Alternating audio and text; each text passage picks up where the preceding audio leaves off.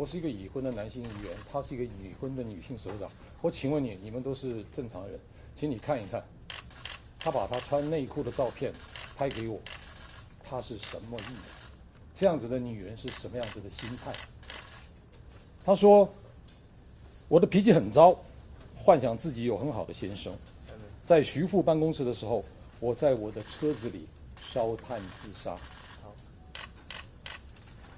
再来，哈浩自己也讲，很抱歉，他跟我讲，我没有把同仁的心带领好，这是他对他自己的一个评价。接下来，我们第二份截图是同一天的对话当中来讲起来，谈到的是社会局里头的公务。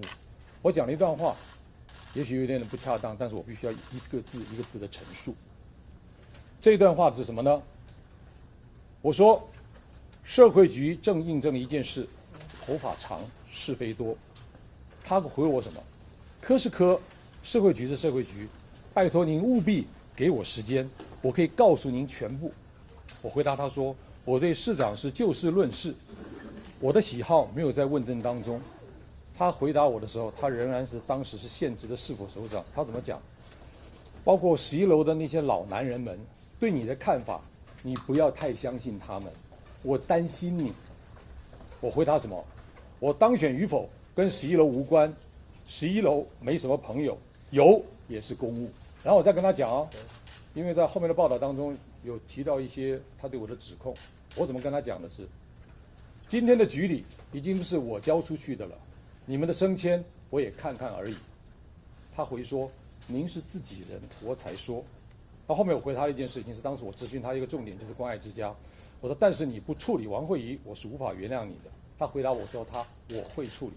好了，这是第二段的截图，最后一段截图也是他在媒体当中对我的指控。我觉得这个人，我为什么要先把前面他那样子的情绪性的反应东西跟各位揭露？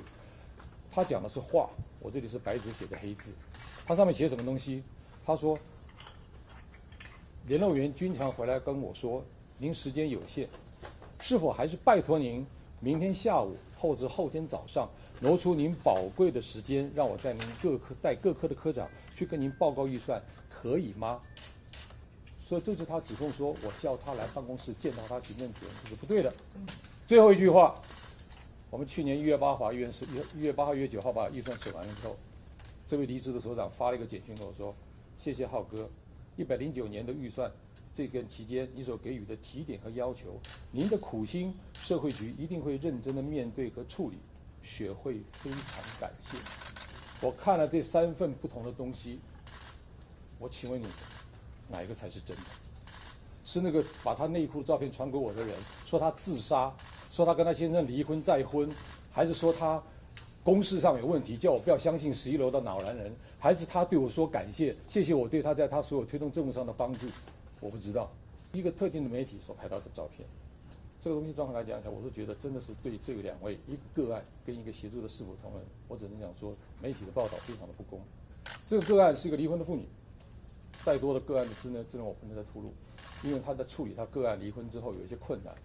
她是个已经离婚的单身女性，中年，找了我是因为原来是我的选民，很多年没有联络了，所以有我的手机联络上的时候，我去拜访她，拜访她多少年了，我发觉我无能为力。他找我的原因是因为我曾经在市政府服务过，我说很抱歉，我的短暂服务不能让我充足我的相关的知识。如果你这种问题，我可以请社会局同仁来帮你协助。因为他是离婚了，而且他的状况很特别，我就请家防中心的陈主任来帮我协助。陈主任状况来讲起来，他其实是非常的有耐心。他因为这个东西很简单，我跟他讲最好的方式是什么？请你到社会局的大安社福中心去立一个案，因为离婚的妇女在社会局是特境的环境。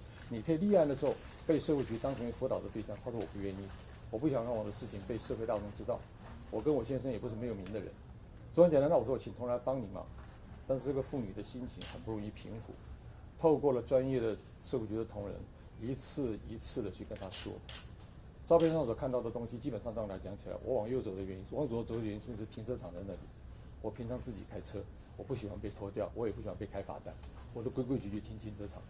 我请人来帮忙，做一个做人的基本道理。人家来回，我应该给予一点点基本的协助，就是接送他，除此而已。